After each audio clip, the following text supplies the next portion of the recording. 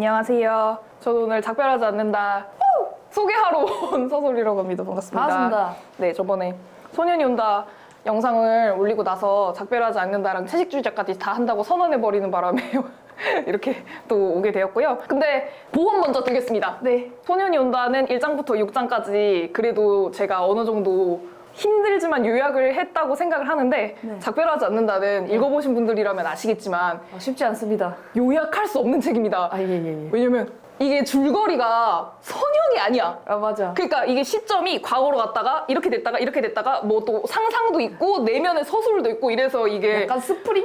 왜 이게 용수철? 요약을 한다는 게 사실 불가능한 책이라고 생각을 하고 그래서 여러분들께서도 꼭 읽어보시라는 말씀을 먼저 드리고 시작하도록 하겠습니다. 맞아. 보셔야 될 것 같아요. 네. 한마디로 뭐 이렇게 이런 책입니다, 저런 책입니다 할 수가 없고 본 사람만 알 수 있어. 네, 그래서 최선을 다해서 얘기를 해볼 텐데요. 부족한 내용이 분명히 있을 것이고 어려워요. 부족한 내용이 있다면 제가 빼먹은 내용이 있다면 그것도 말씀해 주시고 저번 영상이랑은 좀 다르게 많이 읽으면서 이렇게 해볼게요. 좋아요. 자, 일부 세입니다. 아, 벌써 어렵다.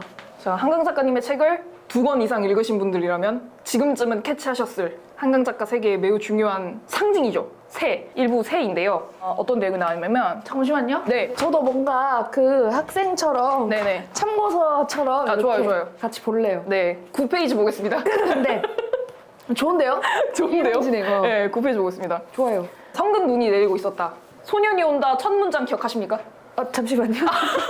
죄송해요. 좀 대답하고 싶어서. 오픈북. 아, 비가 올 것 같아. 그쵸.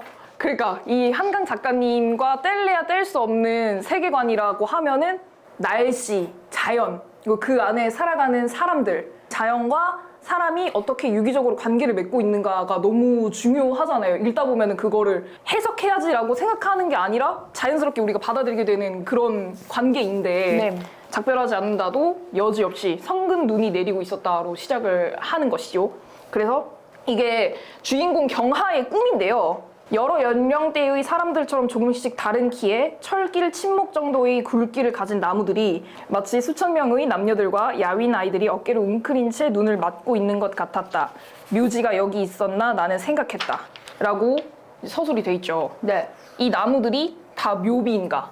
1-1의 가장 중요한 내용은 소설의 주인공 경하가 꾸었던 꿈인데 경하가 왜 이 꿈을 꾸게 되었냐면 11페이지에 바로 나오죠. 그 꿈을 꾼 것은 2014년 여름 내가 그 도시의 학살에 대한 책을 낸 지 2달 가까이 지났을 때였다. 라고 읽자마자 우리 알 수 있는 거죠. 이 내용은 소년이 온다를 쓰고 난 다음에 작가의 자전적인 내용이겠구나. 저 순간 에세이인 줄 알고 넘겨봤어요, 이렇게. 소설인데? 제가 이 책을 처음으로 닫은 지점입니다. 이걸 보자마자 못 읽겠더라고요. 어떡해. 이렇게 고통스러웠는데도 이 책을 또 썼다니? 이거가 약간 감당이 안 돼가지고 제가 처음으로 책을 덮었던 지점으로 제가 이 페이지를 기억을 하고 있고요. 좀 빨리 덮었는데요? 네. 그래서 이 경하라는 인물은 5.18 광주 민주화 운동에 대한 책을 낸 인물이고 이렇게 힘들게 책을 써오는 과정 안에 4년 동안 사적인 작별을 한 인물이고요. 학살과 관련된 소설을 쓰는 동안 얼마나 힘든 시간을 견뎌왔는지에 대한 서술이 1장의 첫 번째 결정 부분에서는 가장 중요하게 나와 있는 내용입니다. 또 다른 주인공이죠? 인선이라는 인물이 나옵니다. 경하가 잡지사에 다니던 때 만났던 다큐멘터리를 하는 친구이고요. 현재는 치매에 걸린 엄마를 간병하기 위해서 제주도로 간 다음에 연락이 뭐 1년에 한 번 이 정도로 뜨문뜨문 이어지던 친구인데 인선으로부터 문자가 옵니다. 경하야 이렇게 지금 와줄 수 있어? 그런데 신분증을 가지고 와야 해 라고 문자를 받게 되는 거죠. 그래서 경하가 밖에 나와 있긴 했지만 자기가 패딩도 입고 있고 다 가지고 있었기 때문에 인선이 안내해준 병원으로 이제 가게 되는데요. 경하가 문자를 받고 병원에 가는 사이에 또 어떤 서술이 나오냐면 인선이 여태까지 만들었던 다큐멘터리 영화에 대한 서술이 나와요. 인선은 어떤 영화를 만들었었냐면 베트남 밀림속 마을을 다니면서 한국군 성폭력 생존자들을 인터뷰한 기록에 관련한 영화를 만든 적이 있고 그 다음 영화는 1940년대 만주에서 독립군으로 활동했던 할머니의 치매 걸린 일상에 관련한 다큐멘터리를 만들었던 다큐멘터리스트예요. 그리고 그 다음에는 본인 인터뷰를 만들기 시작했던 여기까지는 서술이 되어 있는 부분이고 그런 인물이 제주도에서 목공예를 하고 있었는데 손가락이 잘리는 사고를 당한 거였죠. 병원을 갔더니 손가락 2개가 잘렸는데 3분에 1번씩 주사기로 상처를 내서 그 신경이 죽지 않도록 그것을 유지해야 되는. 접합이 확실하게 되려면. 그래서 인선이 이렇게 얘기를 하는 거죠. 이제부터 중요한 건 피가 멈추지 않게 하는 거야. 봉합 부위에 딱지가 앉으면 안 된대. 계속 피가 흐르고 내가 통증을 느껴야 한대. 안 그러면 잘린 신경 위쪽이 죽어버린다고 했어. 그러자 경아가 이제 물어봅니다. 그렇게 찌르지 않으면 어떻게 되는데? 라고 했더니 봉합했던 것이 다 썩어버리겠지 라고 이야기를 하는 거죠. 그리고 나서 소설에서는 드디어 눈이 오기 시작합니다. 소설 속 현실에서도 눈이 오기 시작하는 거죠.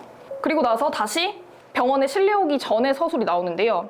56페이지에 이런 내용이 나옵니다. 본인이 기적적으로 지나가던 할머니한테 발견이 돼서 트럭 짐칸에 실려오면서 했던 인선의 생각이 서술이 돼 있는데, 경아가 썼던 5.18 관련 책을 생각하면서 서술을 하는 거죠.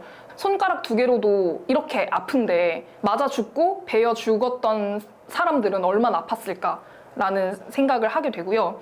그리고 나서 경아가 제안을 하게 되는데, 영상을 만들자고 해요. 본인이 꿨던 꿈을. 아까 맨 처음에 묘지가 여기 있었나라고 생각했다는 그 내용을 만들자고 제안을 하는 거예요. 99개의 통나무에 먹을 입히고 그 위에 눈이 내리길 기다려서 영상으로 담아보자고 하는 거죠. 근데 나중에는 경아가 그것을 포기하려고 해요. 그렇지만 인선은 포기하지 않고 그거를 계속 끌고 가려고 하는 거죠.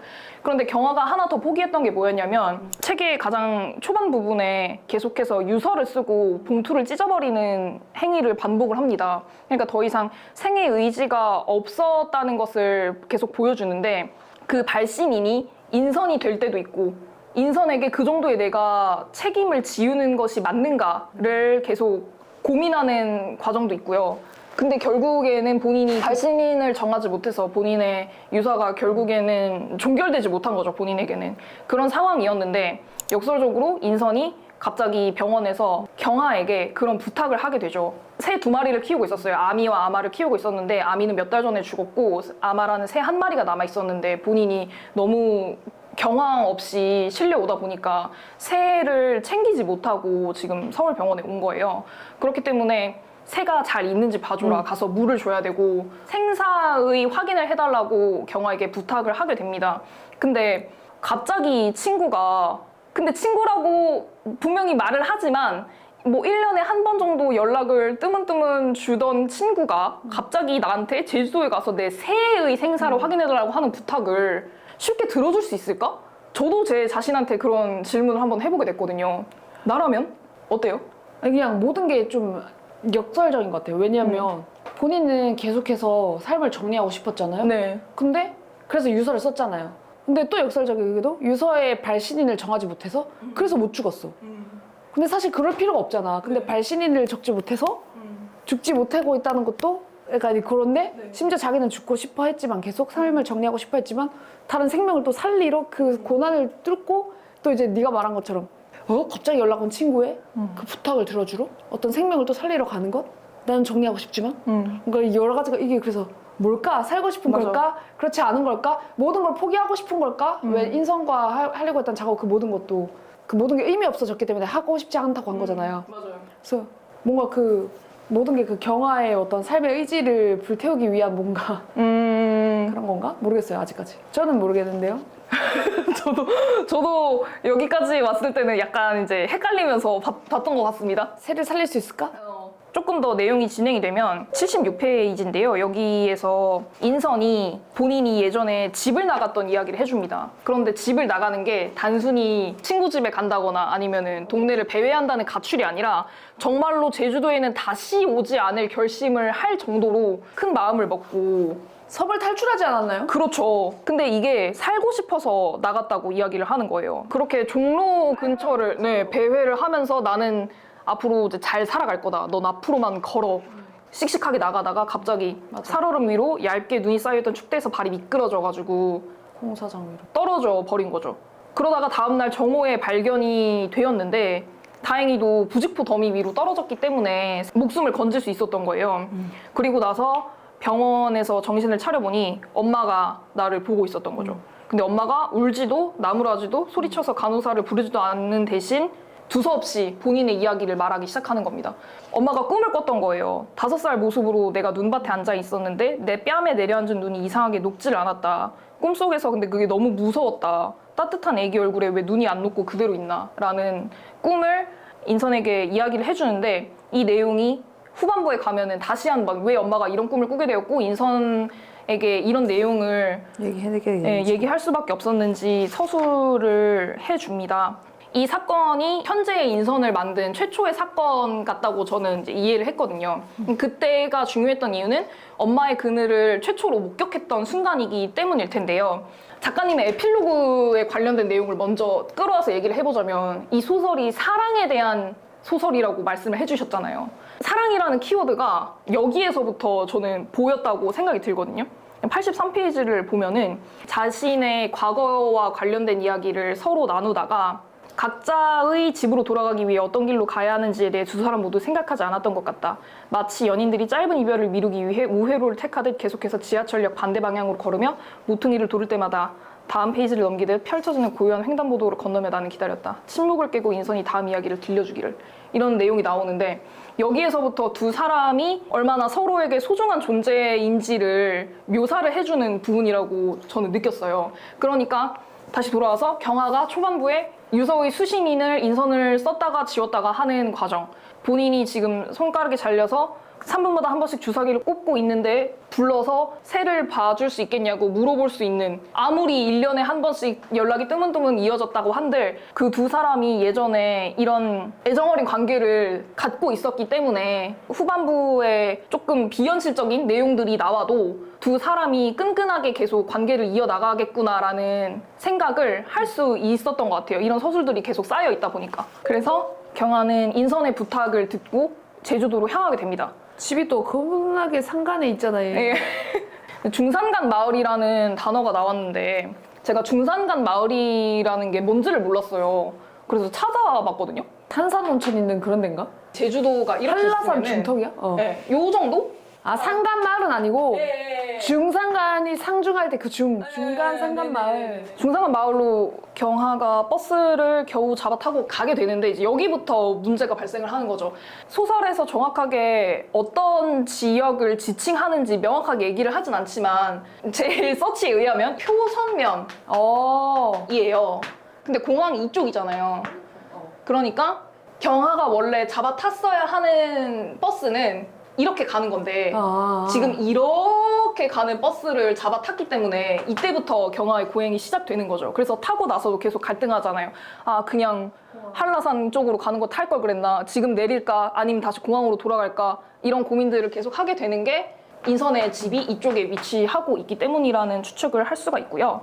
눈이 너무 많이 오니까 돌이킬 수가 없잖아요. 하나 그렇죠. 잡아 탄 거를. 그래서 가는 중에 또 예전에 인선이 해주었던 이야기들이 서술이 되는데, 엄마가 왜 인선이 집을 나가고 나서 병원에서 발견됐을 때 그렇게 이야기를 했을까, 그것을 나중에 들어봤더니 엄마가 어렸을 때 군경이 마을 사람들을 모두 죽였는데 그때 국민학교 졸업반이던 엄마와 17살 이모만 당숙내 심부름 가 있어서 그 일을 피했다고 엄마는 말했어. 죽은 사람을 일일이 확인하는데 얼굴이 따뜻하지 않으니까 맨 뺨에 눈이 쌓이는 걸 엄마가 보게 된 거예요. 그래서 뺨에 눈이 녹지 않는 꿈을 꾼 순간, 엄마한테 녹지 않은 눈은 죽음이니까. 네, 그 트라우마가 올라오게 된 거겠죠. 그래서 이때부터는 뭔가 계속 죽음에 관련된 이미지와 서술들이 계속 나오지만 명확하게 인지하지 못했던 제주 4.3 사건이 드디어 나오게 됩니다. 그래서 중산간 마을에 관련해서 얘기를 해드리자면 4.3 사건이 1948년부터 54년까지 일어났던 일인데, 이때 중산간 마을이라는 키워드가 왜 중요하냐면 해안가에서 5km 이남으로 다 내려오라고 했던 거예요. 이 위에 숨어 있으면 다 죽이겠다고.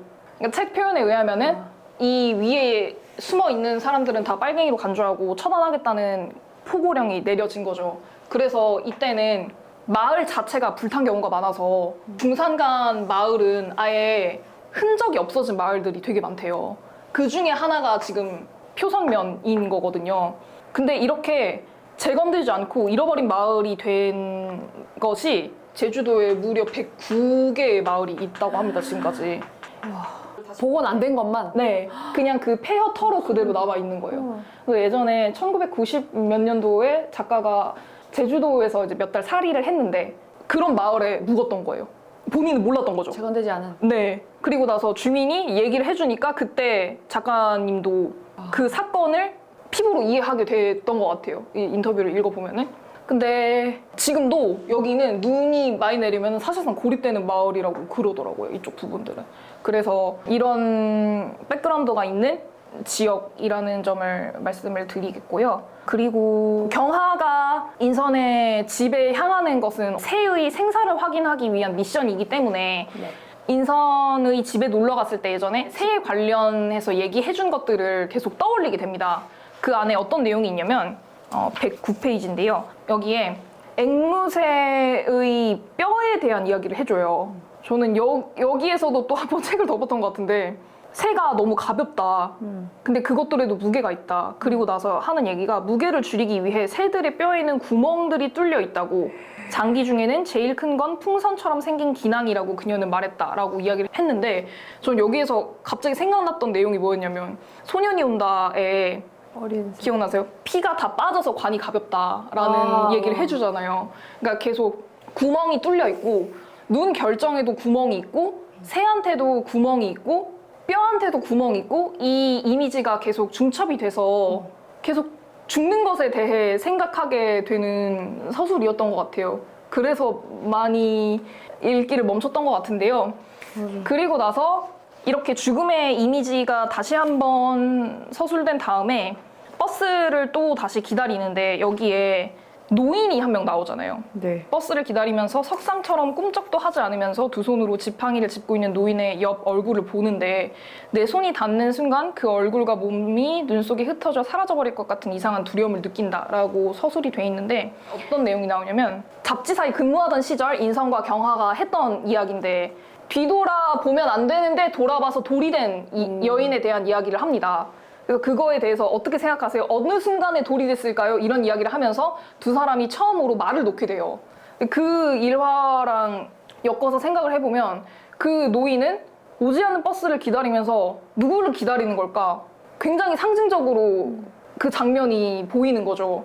그래서 이 중간 부분까지 계속 제가 느꼈던 감정은 계속 누군가를 기다리는 감정이었던 것 같아요. 그러니까 새의 입장에서는 경하를 기다리는 것이고 물론 모르겠지만 경하를 기다리는 것이고 노인도 오지 않을 누군가를 계속 기다리고 있고 인선도 경하가 연락해주기를 기다리고 있고 그리고 더 상징적으로 읽어보자면 땅 아래 묻혀있는 누군가도 계속 누군가가 나를 찾아주기를 기다리고 있는 것 같고 그런 기다림의 이미지가 계속 중첩이 됐던 것 같습니다. 그러다가 경하가 그렇게 버스 안에서 계속 가면서도 또 계속 갈등해요. 내릴까 말까 눈은 더 오고 그래서 버스 기사랑 그냥 돌아가려고 고민하던 찰나에 그 다음 챕터가 시게 되는데 경하가 발이 닿지 않는 눈 속 눈더미로 미끄러져 내려가 버린 거죠.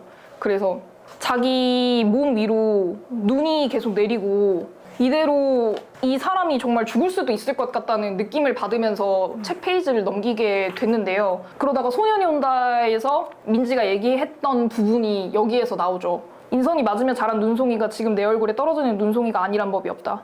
인선의 어머니가 보았다면 학교 운동장에 사람들이 이어떠올라 나는 무릎을 안고 있던 팔을 푼다. 무딘 콧날과 눈꺼풀에 쌓인 눈을 닦아낸다. 그들의 얼굴에 쌓였던 눈과 지금 내 손에 묻은 눈이 같은 것이 아니란 법이 없다. 이렇게 그 눈이 순환되는 서술이 마침내 나오고 그리고 나서 다시 한번 예전에 인선이 본인을 위해서 국수를 말아주던 때를 회상을 하게 됩니다. 근데 그렇게 경하가 거기에서 아무도 구해주지 못한 채 죽나? 라고 생각한 다음 챕터에 경하가 기적적으로 공방에 들어가게 되죠.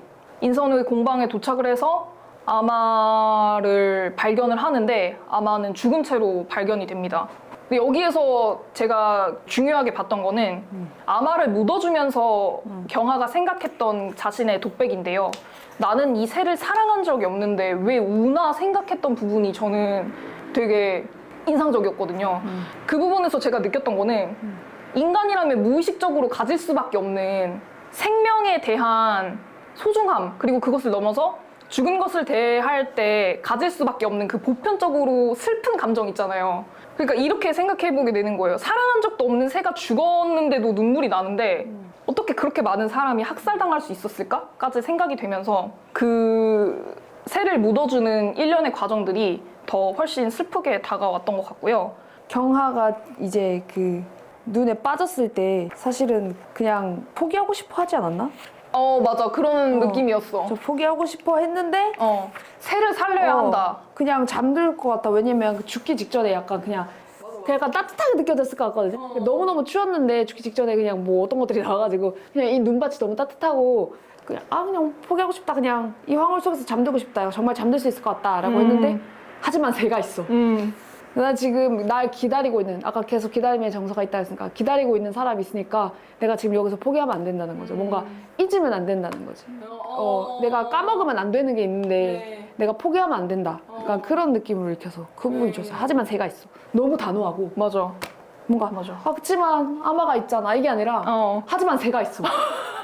맞아. 이 기백이 느껴졌어. 맞아. 죽으면 안 되는데 나 새가 맞아. 있어. 약간 이런 느낌. 그 기백 덕분에 살아서 공방으로 들어갔나 봐요. 그쵸. 예. 어떻게 들어갔지? 근데 여기서보다 아무것도 알 수가 없어. 나는 여기서 경아가 죽었나? 싶기도 하면서 죽지마 싶기도 하면서.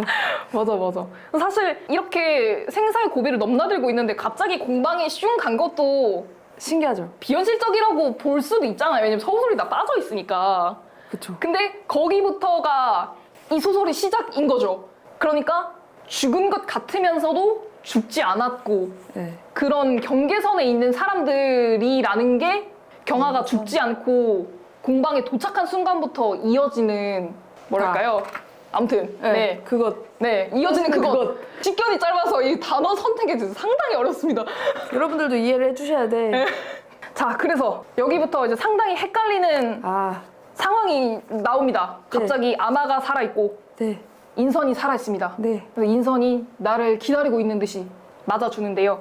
갑자기 아마가 살았잖아요. 묻어준 아마가 갑자기 그러니까 155페이지를 보면 이런 내용이 나와요.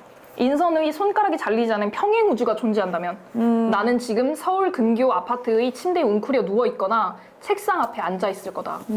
여기서 봤을 때는 그러면은 평행 우주인가? 생각이 들 수가 있죠, 한번. 네. 일단 일안. 이란. 네. 물론 근데 이게 진짜로 꿈인지 비현실적인 건지 평행 우주인지 우리가 거기에 답을 내릴 필요는 없지만 인지적 종결 욕구를 가지고 살아가는 현대인으로서 뭘까를 추론해보고 싶은 마음은 있기 때문에 있을 거라고 제가 생각하기 때문에 같이 한번 얘기를 해보려고 하거든요. 예스. 그래서 2장에 들어가면 2장은 밤인데요. 2부 밤에 들어가면 작별하지 않는다라는 책의 타이틀이 나오면서 정말로 아마와 인선이 살아 있습니다. 인선이 혼으로 찾아왔다면 나는 살아있고 인선이 살아있다면 내가 혼으로 찾아온 것일 텐데 이 뜨거움이 동시에 우리 몸속에서 번질 수 있나라고 경아가 의심을 하지만 그럼에도 불구하고 조리테이프로 끓인 차를 건네주는 인선과 함께 차를 마시게 되죠. 여기가 이제 책의 한 중반이 조금 넘어간 194페이지입니다. 여기에서 경아가 하나 알게 되는 것은 본인이 그렇게 정성스럽게 묻어준 아마의 무덤이 사실은 아미의 무덤과 같다는 것을 알게 되죠. 파헤친가? 그래서 경아가 약간 이제 소스라치죠. 네. 내가 그러면은 아미의 시체를 내 손으로 팠다는 것인가? 라는 생각을 하면서 이제 서술이 되는데 거기에서 제가 또 하나 생각해봤던 거는 4.3 사건에서 시체가 중첩되는 이미지가 거기서 생각이 나더라고요.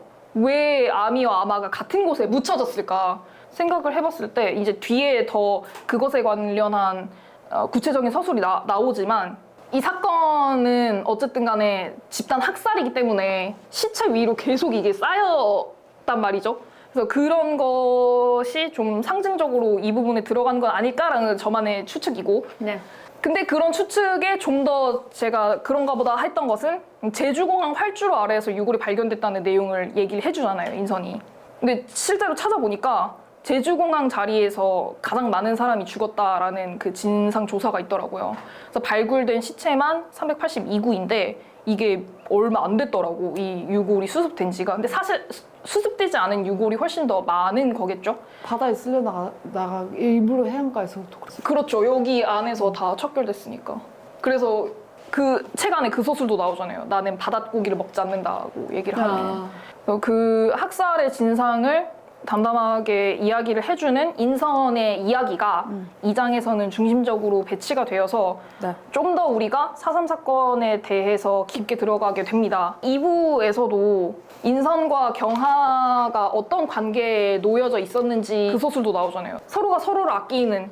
근데 그게 막 난 널 사랑해 이런 게 아니라 서로가 서로를 계속해서 아끼고 있었다는 것을 충분히 우리가 파악할 수 있는 내용들이 나오잖아요. 대화도 그렇고 인선이 계속 콩죽 먹을래? 물어보고 차를 끓여주고 뭐 계속 소면, 국수 이렇게 먹을 것을 계속 내어주려고 하는 것도 눈이 와서 너무 춥지만 이 환경은 바람이 불고 막 눈이 오고 너무 춥지만 그런 따뜻한 말이 계속 중간중간에 끼어들면서 이 인물들은 계속해서 따뜻한 관계 안에 있었겠구나라는 생각을 하면서 2부를 읽었던 것 같아요. 네. 그래서 단전이 된 다음 전기가 없으니까 초가 켜지게 되고요. 네. 2부 후반부터는 초와 그림자 이미지가 본격적으로 나오기 시작합니다. 사실은 인선 엄마 이야기죠. 그죠? 네, 2부 후반부터는 인선의 엄마가 4.3 사건을 어떻게 겪었는지에 대한 서술로 시작을 해서 어떻게 살아남았는지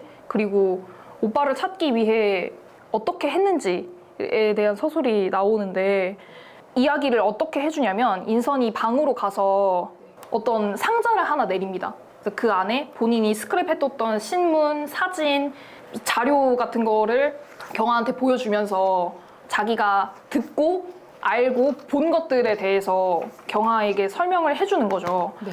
그래서 이 상자를 열어서 예전에 봉인돼 있던 사건을 본다는 관점에서 생각을 해보면 네. 눈이 계속 내렸고 경아도 서울에서 제주도로 왔고 계속 우리는 지금 아래로 내려가고 있는 거잖아요. 유해가 있는 밑으로.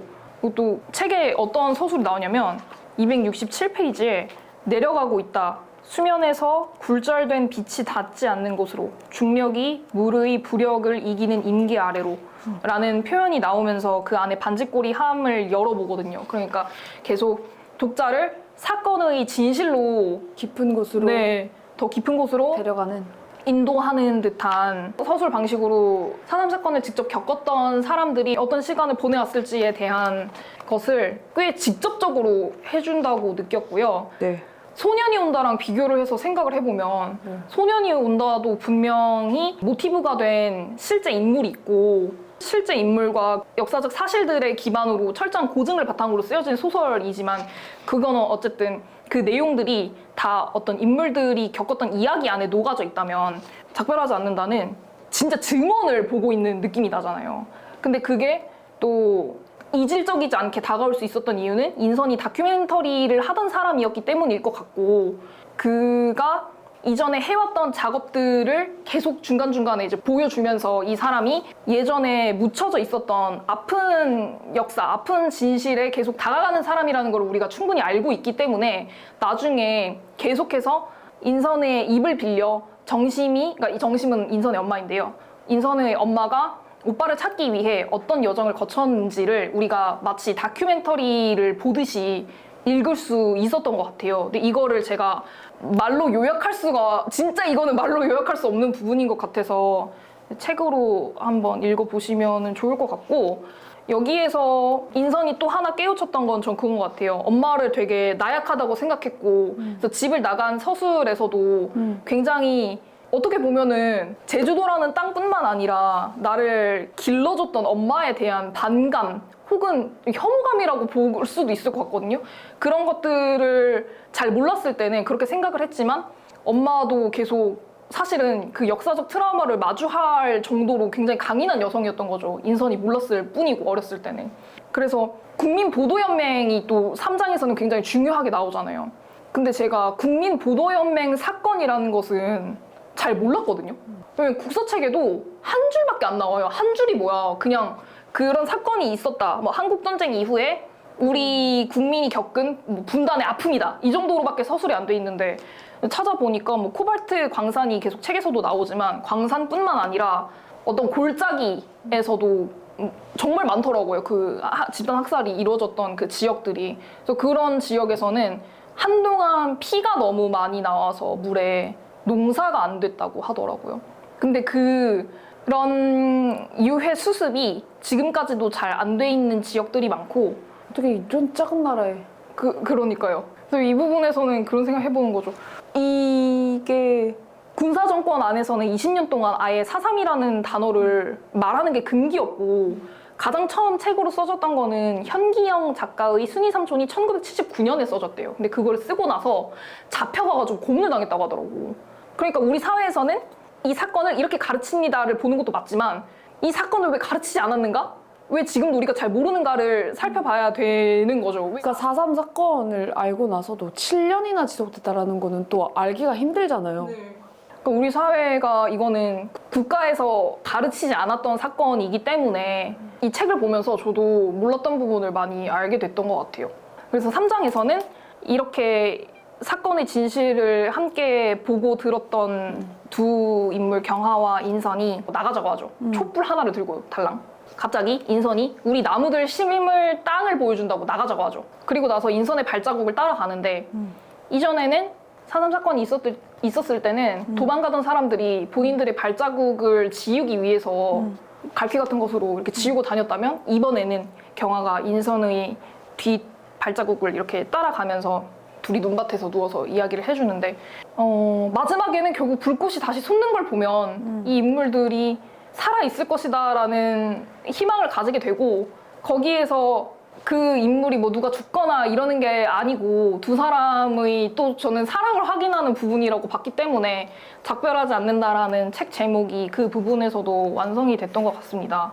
그래서 저는 사실 그 평행세계라는 단어가 나와서 그런가 하는 생각도 했지만 두 명이 같이 꿈을 꾸고 있는 건 아닐까 하는 생각도 했어요. 네. 그러니까 같은 꿈에 동시에 들어가서 꾸고 있는 거죠. 동시 접속? 네, 그런 영화를 최근에 봐서 그런지 모르겠는데 우리가 같은 꿈을 꾼다라는 영화 안에서 진짜로 남녀가 같은 꿈을 꾸는 그런 영화가 있었거든요. 그래서 그런 건 아닐까 하는 생각도 해봤고요. 다 무리가 없어. 맞아요. 그렇게 생각해도. 다 죽었다고 생각해도, 다 살아있다고 생각해도, 다 네. 꿈을 꾸고 있다고 생각해도 맞아요. 무리가 없고 메시지의 전달에 전혀 아무 차질 없고. 네. 눈이 내려서 발자국도 사라지고 총살의 흔적도 사라지고 사건도 사라지고 했지만 우리가 까먹지 않으면 없어지지 네. 않는 거죠. 하지만 새가 있어. 네, 하지만 새가 있죠. 단순히 그 이미지로 표현된 폭력이 아니라 이런 문학이 글만이 보여줄 수 있는 그 힘이 있잖아요. 그래서 이 책을 꼭 보셨으면 좋겠는 이유가 5.18 민주화운동 같은 경우에는 우리가 그래도 꽤 영화로 아니면 드라마로 많이 봤을 것 같거든요. 화려한 휴가, 택시 운전사, 5월의 청춘 뭐 이런 드라마도 있잖아요. 그래서 그런 것들이 있는 반면에 4.3 사건은 혹시 짓을 기억나요? 네. 그러니까 저도 영화로 본 게 짓을밖에 없더라고요. 근데 그것도 굉장히 저예산의 독립영화였기 때문에 뭐 지금 볼 수 있는 데가 있는지 모르겠지만 아무튼 그런 걸 생각을 했을 때 이렇게 사회에서 말하지 않았던 사건을 기꺼이 이렇게 문학으로 승화를 시켜주셔서 덕분에 저희가 잊지 않고 그것을 기억할 수 있을 것 같고요. 네. 저는 네. 그 인선이 왜 집을 나갔을까를 계속 고민해봤거든요. 물론 딸한테는 그런 시점이 반드시 있고 그럴 수 있다고 생각하거든요. 탈출하고 싶은 욕구. 그런 청소년기 그럴 수 있잖아요. 근데 뭐가 있을까? 왜 집을 나가게 됐을까? 결국에 그렇게 멀리까지 고민을 해봤는데 뭔가 그 전까지는 엄마 정심에게 어떤 일이 있었는지 전혀 이야기를 하지 않고 함구했기 때문에 정심이 알 수 없었잖아, 인선이. 근데 그 집안에 내려앉아 있는 그 어떤 어두운 정서는 어린 나이에도 느낄 수 있었을 것 같거든요.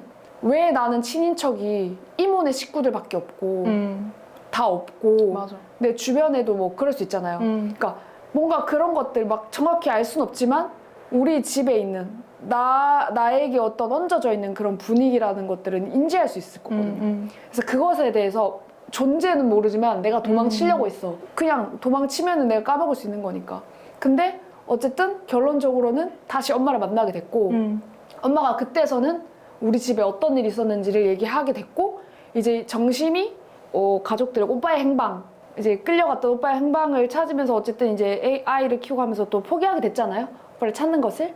근데 이제 그거를 자기 딸로 말미암아 다시 이제 그만뒀다는 이야기를 이제 딸의 입으로 그래 딸이 이제 다큐멘터리스트가 된 거에 그 사건이 어쨌든 큰 역할을 할 테니까 네. 계속해서 이야기하게 된 거죠. 뭔가 그래서 이게 덮어놓는다고 해서 뭔가 없어지는 게 아니고 맞아요. 왜 사실이 없어지는 건 아니잖아요. 네. 그렇게 해서 계속해서 또 이야기를 해야지만 덧나지 않고 그쵸. 계속 그 인선이 처음에 그걸 계속 아프지만 얼마나 아프겠어요. 절단 애들 계속 찌른다는데 아프지만 해야 된다고 했잖아요. 신경이 계속 연결되려면. 그러니까 앞으로 우리가 나아가기 위해서는 아프지만 계속 기억해야 되고 찔러야 되고 뭔가 그런 이야기들, 그러니까 그런 것들이 뭔가 인선이 내가 왜 집을 왜 나왔을까에 내가 집중했는지 모르겠지만 뭔가 이렇게 하려고, 그러니까 계속해서 이야기가 되려면은 되기 위해서는 터놓고 얘기를 해야 되는 거고. 그러니까 뭔가 그렇게 뭔가 정리는 안 되지만. 아니 근데 저도 그렇게 생각했어요. 계속 이게 찌르는 게 그 산업 사건에 계속 생채기를 내는 것 같다는. 그렇죠. 네, 맞습니다. 또 정심이 거기서, 그러니까 인선이 집을 나가지 않고 정심이 일을 다듬었다면, 그럼요. 인선은 그 얘기를 또 지금까지 이렇게 알고 있을지 알 수 없죠. 지금 인선이 다큐멘터리 될 수 있었는지 없었는지도 알 수 없죠. 그렇죠. 그 엄마가 얘기해주지 않았다면. 그렇죠. 그래서 후대 이야기 같기도 하고. 맞아. 그래서 인선이랑 엄마가 나이 차이가 많이 나잖아요. 그러니까 왜냐면 우리 세대에서 조금 벗어난 이야기니까 그게 세대로 연결된. 맞아. 네. 그래서 제가 정리 안 된. 이 얘기를 방금까지는 네. 시간 없으니까 안 하려고 했는데 네.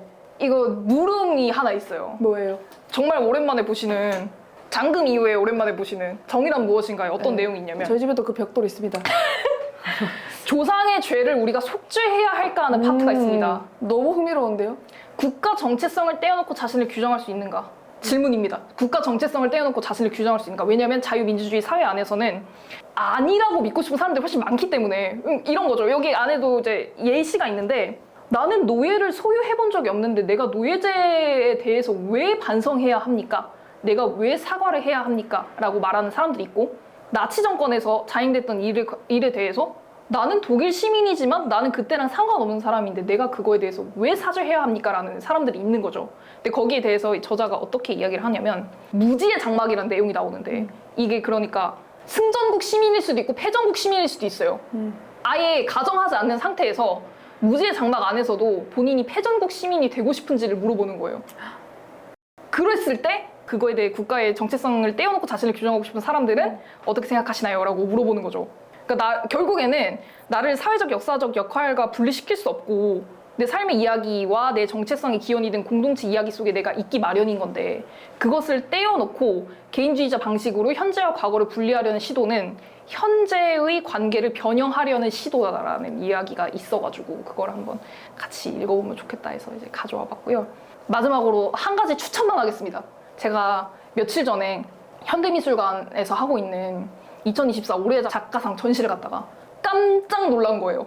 거기에 이제 써드릴게. 제인 진 카이젠이라는 덴마크 국적의 비디오 아티스트가 있는데 제주도 출생입니다. 뭐?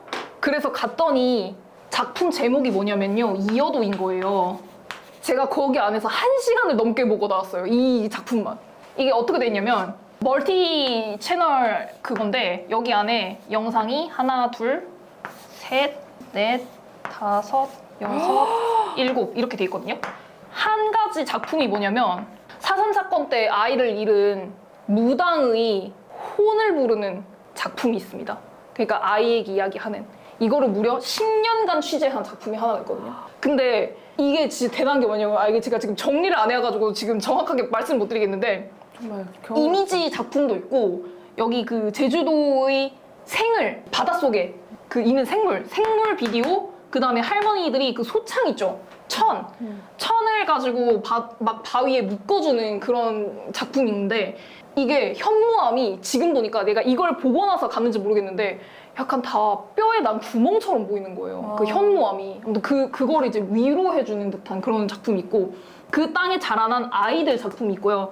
여기는 세계 2차 대전 이후에 일본군이 버리고 간 탱크에서 나온 뭐 총 이런 거를 바다에 싹 다 버리는 그런 게 나와요.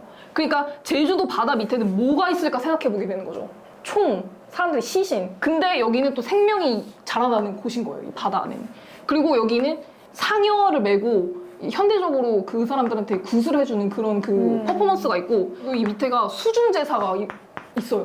그 밑에 내려가서 막 쌀을 내려주고 막 여기도 사과를 내려주고 막 그런 게 있어요. 이게 하나의 전부 다 연결된 유기적인 미디어 같은데, 여기가 상여가 시작이 될 때 이번 채널에서 나오는 사운드가 여기에 또 그 중첩 때. 네, 여기에 소리가 되고 이게 다 연결돼.